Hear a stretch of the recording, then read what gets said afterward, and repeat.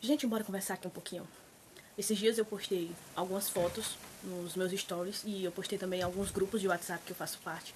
E sempre que eu posto esses tipos de fotos, essas determinadas fotos com uma pergunta muito específica, sempre com um dia ou dois eu venho falar sobre esse assunto. E dessa vez eu demorei muitos dias para vir falar sobre esse assunto, porque eu queria vir falar sobre isso com vocês. Mas eu estava procurando um jeito de como falar sobre isso com vocês. Até porque isso que eu vou falar não serve só para vocês, mas também serve para mim. Esses dias eu postei, na verdade não foi uma foto, foram várias fotos. Eu postei uma foto de um rio cheio de peixes e esse rio muito poluído e esses peixes procuravam ar desesperadamente. Eles estavam procurando oxigênio na água. Para quem não sabe, tem oxigênio na água e os peixes precisam desse oxigênio na água. E esses peixes procuravam por oxigênio. E eu perguntei, o que você faria se você visse uma cena como essa? Você se compadeceria desses peixes ou você simplesmente ficaria observando? Eu também postei uma foto de um cachorrinho sozinho, abandonado e levando chuva.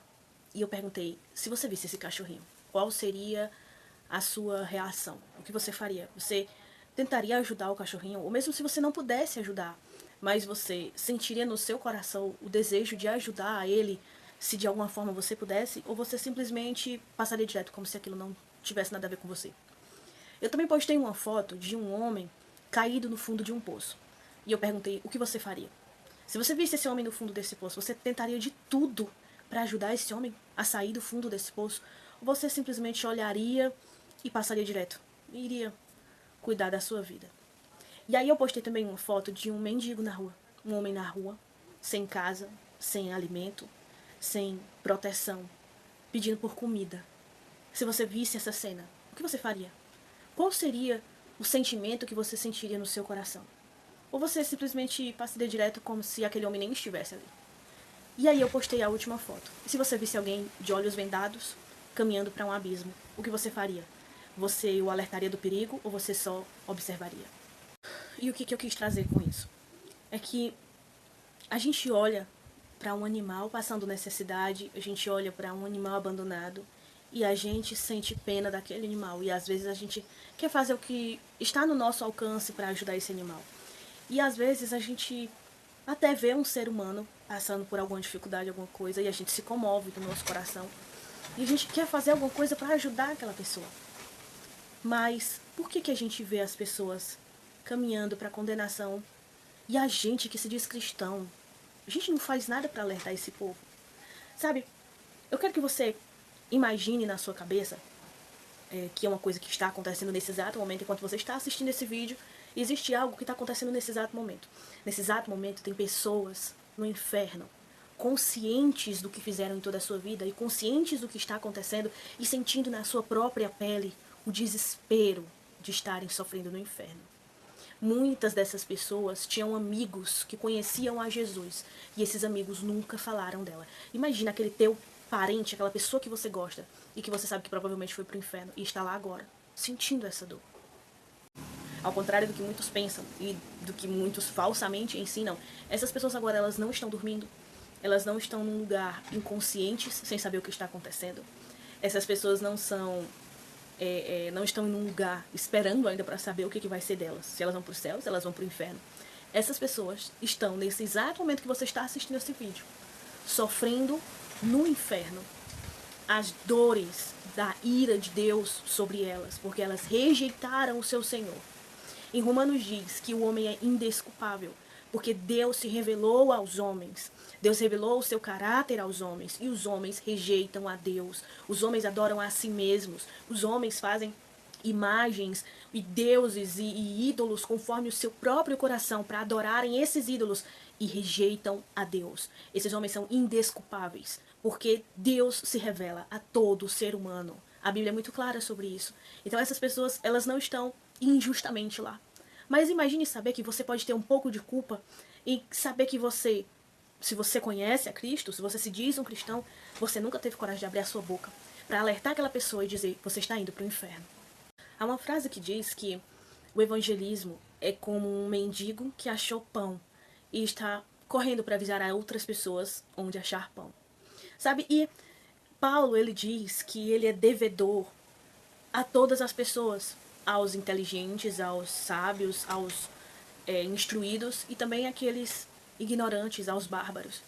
Paulo, ele era devedor aos judeus, ao povo escolhido no Velho Testamento. Mas Paulo também era devedor aos gentios, ao povo que não tinha sido escolhido, ao povo que não era judeu, não era descendente de judeu.